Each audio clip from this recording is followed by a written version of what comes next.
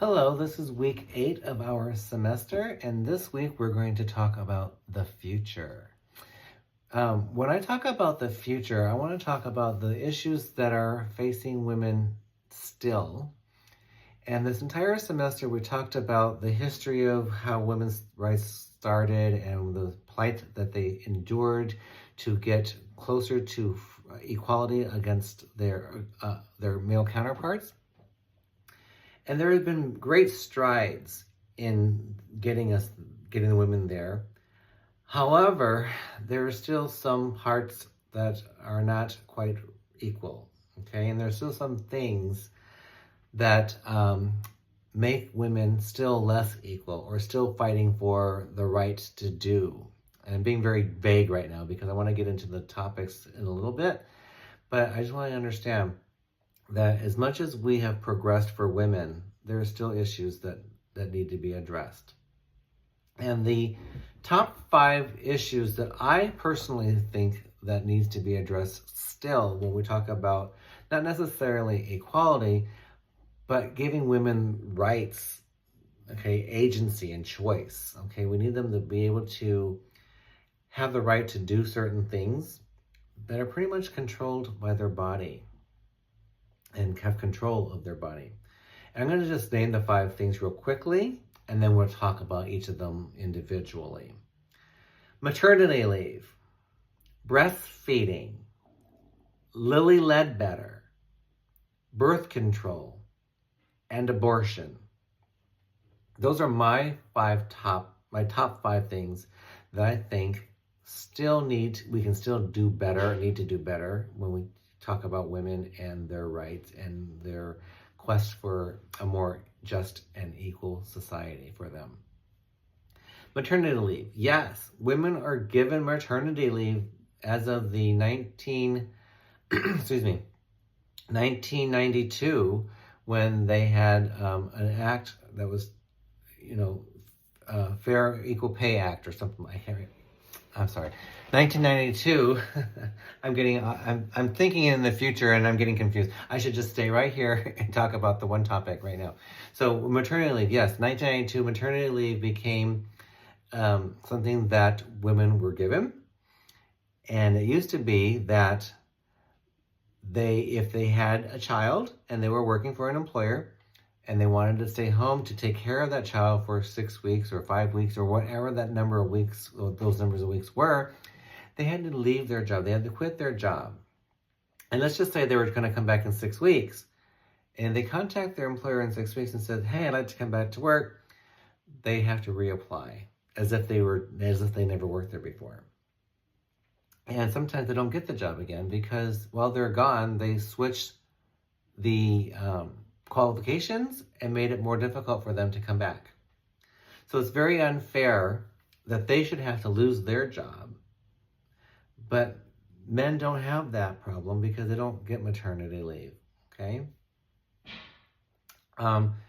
So then some employers will say, you can take maternity leave and get paid your full salary if you use vacation time or sick time. You can take a combination of sick time and vacation time. Oh, I'm sorry.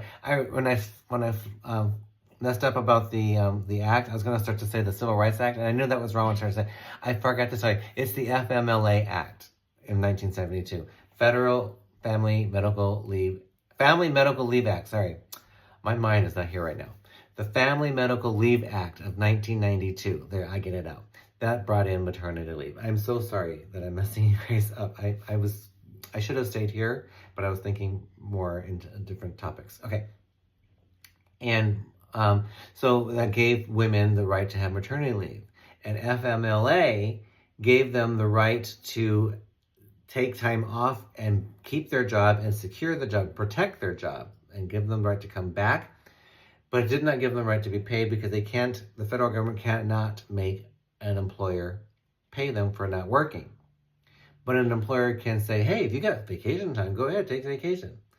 Well, let's think about that. If a woman just gave birth, is she going on vacation? No. So they kind of say they give maternity leave, but they're not really giving them anything extra. They're just allowing them the option to take an extended vacation. So one of the things that I think that we can do better is to have maternity leave be a human resources benefit at a company that they can opt into and say, you know what, I'd like to opt in and have this benefit. Just like we opt in to have dental coverage, eye care coverage, flexible spending coverage. We have all those different types of benefits that we can opt into that are not mandatory for an employee to take. So if a woman or even a man wants to take maternity leave, they can opt in and have their company provide them with that benefit. So it's something that is just there if they choose to take it, and they're going to fund it. And maybe the employer can match it. I don't know. But they can fund it, and then there will be a separate bank of time that a woman can take maternity leave, or even a man can take paternity leave, and go be with their child after birth, and not have their vacation or sick time diminished. Okay? Breastfeeding. That's still an issue with breastfeeding in public. Why is it an issue? Because our society has sexualized the female breasts. They believe that a woman's breast is a sex object. And because it's a sex object, it can't be exposed in public. When in all actuality, the female breasts were formed by nature to be able to feed their child when they're born, right? A woman who just gave birth will what they call lactate, and when she lactates, she can feed her newborn child. It is a method of feeding. It is not a method of sex. But yet, we tell women who are breastfeeding they can't breastfeed in public. And if they are in public and not home, they're often provided a space in a bathroom to sit and breastfeed. I don't know about you, but I don't want to have my meal in a bathroom. So why should we force a child to have their meal in a bathroom? And now some places they become more sophisticated. They have what they call nursing rooms, where a woman can go in a private space and nurse her child. However large that space may be, I don't know. But why should she be forced to be segregated or away from society, so to speak, for a few minutes while she breastfeeds or feeds her child? Okay, so that's one topic that I would like to think that we need to consider that as we move on and move into the future, and say it is not a bad thing. It's just something that women do to feed their child. Okay, Lily Ledbetter. She is a woman who worked for a Goodyear Tire and Rubber Company in the 70s, and realized that she was not being paid fairly or equally to her male counterparts. She was a manager. She was being paid considerably less simply because she was a woman, or is a woman, I should say. She fought that. She fought that as gender discrimination, and she lost. But what happened was, in 2009, President Barack Obama passed what he called the Lilly Ledbetter Fair Pay Act. So now we have a law that says employers cannot pay women less than men who are doing the same job. Why do we need to have a law to make people do what is right? I just don't understand that. So, just because there is a law, does that mean it's not being broken and women are still being paid less? Of course it does. Why do you think employers say you can be terminated if you're caught talking about your salary amongst your coworkers? Because they don't want their female employees to find out what their male counterpart is being paid. They don't want the person sitting next to them to talk about their salary, and when they get paid, it says, oh yeah, I get X, and it's like, oh, I get X minus, right? I get less than you. And then you have the same job title as I do. So that's a huge problem. Gender pay gap does exist. We talked about that. And it is still a problem even though we have a law that says you can't do that. Just like we have laws that says you have a certain speed that you have to travel when you're driving. Does that get broken all the time? Of course it does. So laws are there to protect people from being harmed, and if they are harmed, there's a way to remedy it, but it doesn't necessarily mean that the law or that the people will behave properly. Okay? Birth control, and a topic that is of interest because it is not something that women can get and have paid for by their healthcare pharmaceutical plan. Okay?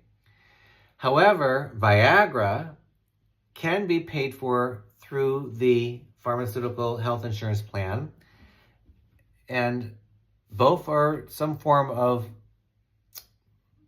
birthing process, right? So if a woman wants to have birth control, that's her right to do so, but that has to be paid out of her own pocket. So how do we remedy that problem? Again, have an opt-in with the benefits and say, I'm choosing to use birth control, and I would like to have my pharmacy benefits cover that expense. Now, we also know that birth control is sometimes prescribed to females, not necessarily to prevent an unwanted pregnancy, but to help regulate abnormal menstrual cycles.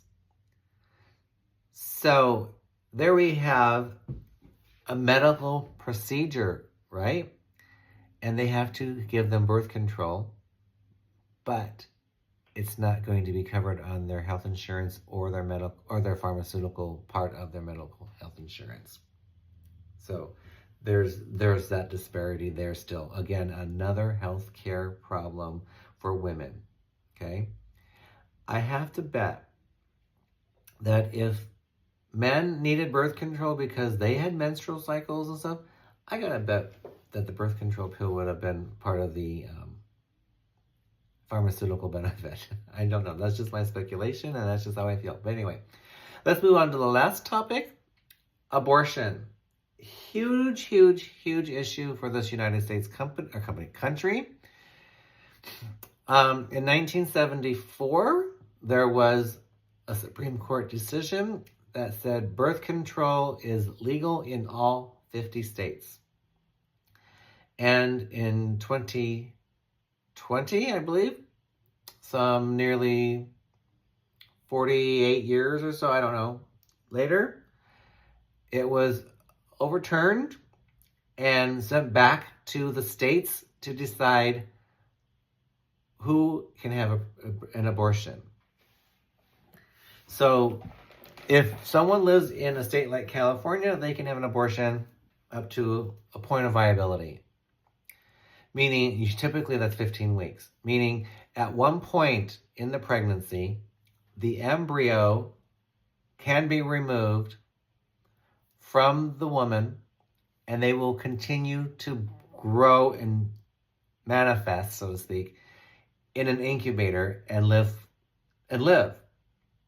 But until that point where they cannot live outside the uterus or outside the female body, an abortion can be performed. That's what some states have issued. Some states said up to 6 weeks. Well, I've never been pregnant, but I've heard women tell me sometimes at 6 weeks, they don't even know they're pregnant yet. Because it could have been just 1 or 2 weeks after their last menstrual cycle that they had sex and the egg was conceived. Okay, we're 2 weeks out. And then they don't even know until they're pregnant, until their menstrual cycle happens. And it could be, sometimes they have irregular menstrual cycles, and it can be 3 or 4 weeks later that they have a menstrual cycle, or they haven't had their menstrual cycle, and they said, well, okay, I should have had it last week. But by that time, it's 6 weeks, and they can't have this abortion should they choose to have it. And then some states say, doesn't matter. It does not matter if you choose to not have the pregnancy. It does not matter that the pregnancy could cause the death of the mother or the child. You cannot end the pregnancy. End of sentence, period, at the end, right? So there have been cases already where women or young ladies have died because they needed to end that or terminate that pregnancy so that they could live, and because their life was in danger, and the state that they live in will not perform an abortion, and so they died. So it's very controversial, and there are people who are pro-life and people who are pro-choice, and the root cause of this is it's a woman's body and she should be able to choose, right? But many don't understand that and fight that. And so that's why we have this controversy constantly happening amongst the states and the people, okay? So those are the five topics for the future in women's studies. Think about those things, research them. I think you'll find them interesting so that you can do your discussion post. And as always, if you have any questions on anything, I'm always here to help you and answer you. Just contact me through the campus inbox. Okay? All right. Thank you. And it's been a pleasure. Forgot one thing. It's been a pleasure being your professor this semester, although even though it was online and at a distance, it was still a pleasure helping you and sharing my knowledge with you. And just remember, this week ends on a Friday. So you don't have Saturday and Sunday. The semester ends on a Friday. And so you have to have everything done by Friday, okay? You don't have that extra 2 days that you normally had the previous 7 weeks, okay? All right, thanks. Bye-bye.